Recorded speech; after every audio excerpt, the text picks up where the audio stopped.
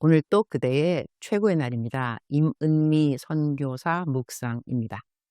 2025년 7월 20일 주일 최고의 날 여호와가 나의 분기심에 감사합니다. 에스겔 44장. 나는 매달 많은 사역자들을 도와준다. 그런데 어떤 달에는 특별히 생각나는 사역자가 있다. 그래서 얼마 전에 어느 분에게 문자를 넣었다. 그리고 잘 버텨주고 있어서 감사하다라는 말을 해드렸다. 그리고 칭찬 케이크도 보내드렸다. 그랬더니 그분에게 아래와 같은 글이 왔다. 선교사님, 하나님은 늘 보고 계세요. 제 기도는 살아계신 하나님이 늘 등장합니다. 거의 밤을 꼬박 세우며 제가 잘하고 있나요, 하나님? 하고 울부짖고 있었는데 아침부터 행복과 감사의 눈물을 선물하시는 하나님의 대사 선교사님. 선교사님 통해 응답 주셨네요. 저 잘하고 있나 봐요, 선교사님.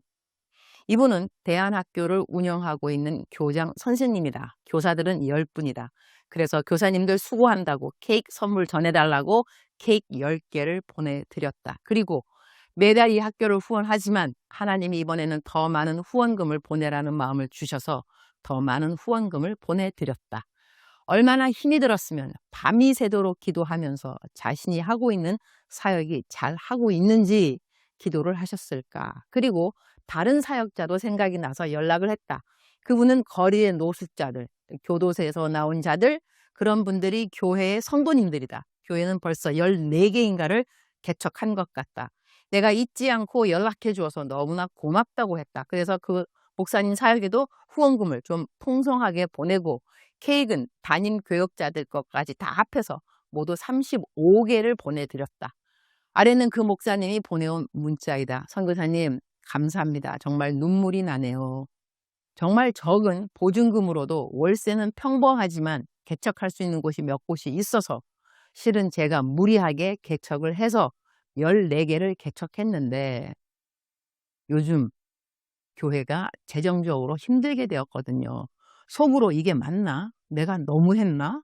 후회를 했는데 어제 예배 끝나고 성도가 와서 지하에 교회가 곰팡이가 슬고 아이도 있고 임신 계획이 있는데 교회 이전하면 안 되냐고 예배 끝나고 찾아왔더라고요. 요즘 속으로 이렇게 사는 게 맞나? 나는 하나님께 잘 인도함을 받나? 고민이 많았어요. 성도들은 다 가난한 사람들이고 어른들이 몇 명밖에 없고 어른들은 또 믿음이 11조조차 할 수 없을 정도로 믿음이 작고 오히려 자녀들의 헌신이 부담이 되고 소년원 아이들의 간 질병이 있는 아이도 있고 중학생들도 성적으로 문란하고 매일 노숙자 전화에 어제도 욕을 엄청 했거든요. 술 먹고 이유 없이. 그런데 계속 전화 가운데 있었어요. 그냥 목회자로서 알지만 욕을 먹고 싶더라고요. 제가 울컥하네요. 담임 사역자 14명에 풀타임 사역자가 16명인데 교회 사이즈는 그렇게 크지도 않으면서 너무 질러놓고 그런 것 같아서 저는 저의 삶에 만족하는데요. 알바하면서 사역해도 괜찮고 그런데 사역자들은 어떻게 하지? 결혼해도 사역 가능한가? 두려움이 있었어요. 도망가고 싶었고 한국은 지금 장마라 지하가 곰팡이가 쓸었더라고요. 평소에는 괜찮았는데 이사 가자 하는데 마음이 좀 미안하고 낙심이 되는데 갑자기 선교사님에게 연락이 와서 운전하면서도 카톡을 했어요. 선교사님께도 감사하고 하나님께는 죄송하고 눈물 나고 주변 다 미안하고 요즘 그러네요. 어제는 그냥 속마음 감추고 이렇게 살다 죽어도 된다. 이 땅에서는 소망 두지 말자. 괜찮다 했어요. 성경 말씀이지만 요즘은 헷갈리네요. 화평교회에 난민들도 오시더라고요. 난민이라 일은 못하고 아이는 낳았는데 집은 가난하고 남편은 없고 모든 사역을 감당할 수 있을까요? 선교사님이 연락 오셔서 하나님의 뜻이다. 잘 가고 있다. 라고 말씀해 주시는 것이라고 믿고 싶어요. 선교사님 존재가 너무 큰 힘이 됩니다. 여기까지가 목사님 문자였고요. 이제 또 제 글 내려갑니다. 하나님이 나에게 맡기신 또 하나의 사역은 이렇게 더 이상 힘이 없어 버티기 어려운 사역자들을 찾아가는 사역인 것 같다. 나는 오병이어 후원 계좌로 5천 원이면 충분합니다 라고 말하면서 후원금을 받고 있다.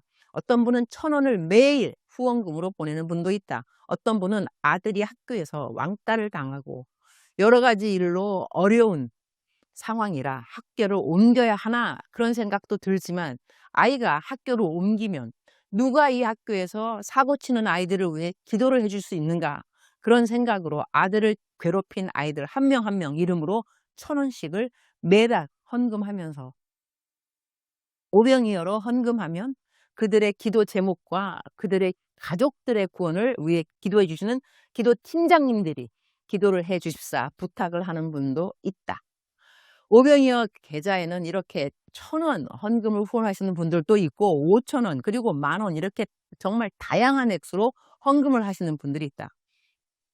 광에서 인심이 난다고 나도 내가 받는 후원금이 적자일 때는 그야말로 내 코가 석자인지라 다른 단체를 도와주는데 힘을 못 쓸 수밖에 없다. 아주 절박한 어떤 상황이 있을 때 내 오병이어 계좌가 적자가 나더라도 일단 도와주어야 하는 단체나 사역자를 도와주기도 한다. 그런데 지난 6월에 건축 헌금으로 많은 분들이 헌금을 하시면서 오병이어의 계좌에도 헌금이 5월 달보다 더 많이 들어왔다. 그래서 나는 이번 7월 달에 여기저기 개척교회와 사역자들을 6월 달보다 더 많이 돌아볼 수가 있게 되었다. 7월 중순인데 그래도 아직 나의 오병이어 후원금에 잔액이 남아 있어서 하나님이 마음을 주시는 곳에 후원을 이전보다 더 많이 하고 있다. 헌금이라고 하는 거, 나에게는 선교 헌금도 건축 헌금도 그냥 여기저기 보내는 사역자나 사역 단체를 도와주는 모든 헌금들이 말 그대로 다 익선이라고 하겠다. 하나님이 나의 손이 정직한 것을 아시고 내가 재정을 투명하게 쓰는 것을 아시사 내가 써야 하는 선교지에서의 재정 외에도 다른 사역들에 쓸 수 있는 재정을 주신다고 나는 믿는다. 그래서 정말 많은 곳을 도와주고 있다. 주님이 오실 날도 얼마 안 남았는데 부지런히 이 땅에서 우리가 가진 재물, 건강, 시간을 주님 나라 위에 잘 쓰는 것이 곧 이 땅에 임할 하나님 나라에 우리의 보화를 환전해서 쌓아두는 것이 아닌가 한다. 나는 지금 5억의 건축 헌금을 모으고 있는데 거의 4억이 모인 것 같다. 헌금이 나의 계획보다 더 들어오면 교육관도 지을 수 있다. 건축 헌금은 그야말로 다익선인 것이다. 하나님이 필요한 만큼 모두 공급하여 주시고 헌금하는 모든 분들의 마음의 소원을 알고 계시고 그리고 어떤 마음으로 희생의 헌금을 하는지도 알고 계심을 믿는다. 재물, 어디에 쌓아두는 것이 가장 안전하게 쌓아두는 것일까? 나는 선교 현지에서 헌금에 대한 강조를 많이 하지 않았다. 워낙에 그들이 가진 것이 없는 가난한 사람들인 것을 알기 때문이다. 그러나 선교사 30년이 지난 지금 돌아보면 내가 이들에게 너무 헌금에 대한 강조를 안 해서 그들이 물질의 복을 받을 수 있는 통로를 내가 넓혀주지 못한 것은 아닌가, 그런 생각을 하게 된다. 모든 것은 어찌하든지 그들 헌금 없이 내가 여기저기에서 헌금 모아서 지금까지 기술학교 수양회관 교회 5개 모두 다 짓고 어린이들 먹이고 성경 공부시켜주는 매주 토요일 사역을 25년이 넘게 하면서 나는 복을 너무나 많이 받았다고 하겠다. 나는 10의 1조가 아니라 10의 10조를 주님께 다 드리고도 부족함이 없이 내가 무엇이 필요하면 마치 은행에 내 돈을 맡겨 놓은 것처럼 하늘은행 나의 계좌에서 그야말로 쏟아져 내리듯 나에게 도착한다고 하겠다. 이러한 나를 보면서 현지에서 가장 나를 많이 닮아서 주는 것에 힘쓰는 사람은 내 아들 킴 목사와 며느리 완자이다. 여기저기에서 이 부부가 얼마나 많은 이웃을 도와주었는지 듣게 된다. 이 부부가 앞으로도 재물의 복을 많이 받겠구나, 그런 생각을 한다. 나만 다른 사람들 주면서 복을 받을 게 아니라 다른 사람들도 그렇게 하기를 권면해야 하는데 돈 이야기 자체가 어렵고 불편해서 나는 사실 선교지를 도와달라, 어디에 헌금해달라 이런 말 참 아낀 것 같다.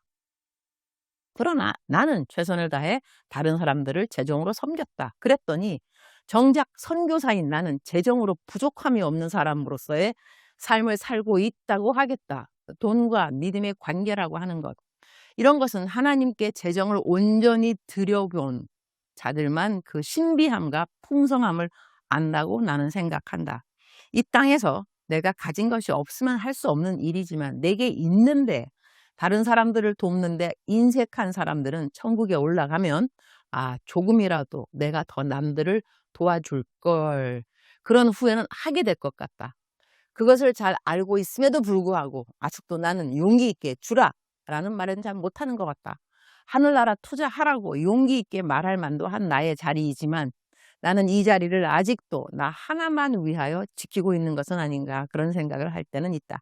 여튼 요즘은 다른 사람들을 더 많이 돌아볼 수 있는 재정을 주님이 오병이어 후원 계좌를 통하여 주시고 계셔서 감사한다. 그리고 하나님이 오병이어 계좌에 헌금하시면서 기도 제목을 보내시는 분들의 기도 제목들을 기적적으로 응답하시는 것을 보게 되는 것도 나로서는 참 놀라운 간증의 시간들이라고 하겠다. 내가 언제까지 일을 하게 될는지는 모르겠다. 그러나 하나님이 하라는 날, 그날까지 착하고 충성되게 그리고 정직한 종으로 주님이 맡겨주신 모든 일들을 잘 감당할 수 있기를 기도드린다.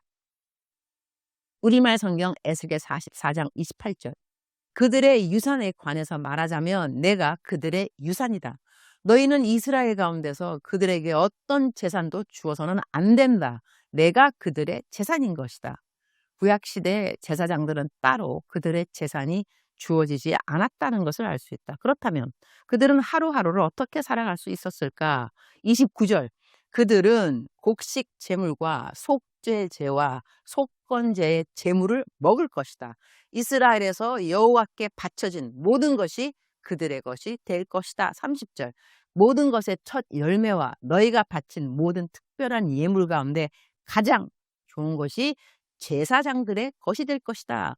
너희는 또한 너희의 첫 밀가루를 제사장에게 주어 너희 집에 복을 내리게 하라.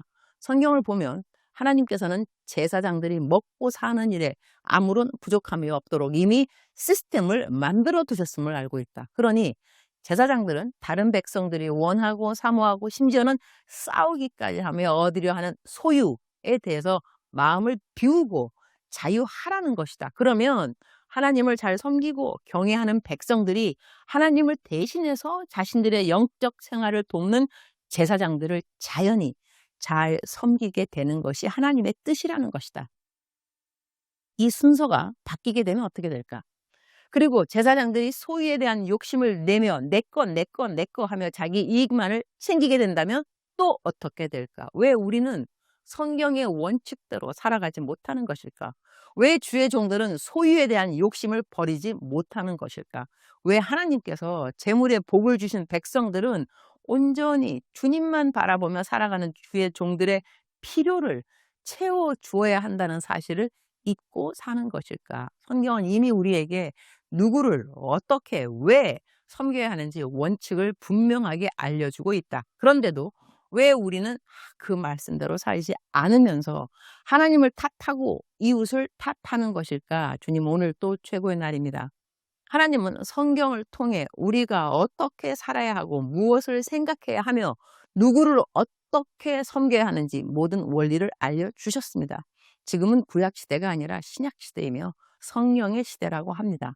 모든 사람이 다 거룩한 제사장이라고 한다면 우리 모두는 소유에 대한 욕심을 버려야 할 것이며 하나님이 우리의 분기시심을 믿고 항상 당당하고 자신감 있게 감사하며 하루하루를 살아야 할 것입니다. 그리고 우리 모두가 제사장이라면 이웃을 제사장 대하듯 좋은 것으로 섬기는 것이 우리 삶의 자연스러운 습관이 되어야 한다고 생각합니다. 그렇게 살 수 있도록 오늘 또 주님께서 저희의 발걸음과 선행과 마음가짐을 지켜주시고 보호해 주시기를 기도드립니다. 주님 사랑합니다. 주님 감사합니다. 오늘 또 우리 주님 저를 보시면서 하루 종일 기쁨을 넘어서 감동이 되시면 참 좋겠습니다. 외우면 좋은 말씀 민수기 18장 20절. 내가 이스라엘 자손 중에서 너의 분깃이요 너의 기업이니라. 사랑하는 그대여, 사랑하는 그대여 출석 부르고 있습니다. 대답하셨나요? 오늘 말씀 좀 길었죠? 여호와 하나님이 그대의 분깃입니다. 기뻐하시기를. 사랑하는 그대여 사랑합니다. 사랑하는 그대여 축복합니다. 오늘 또 그대의 최고의 날입니다.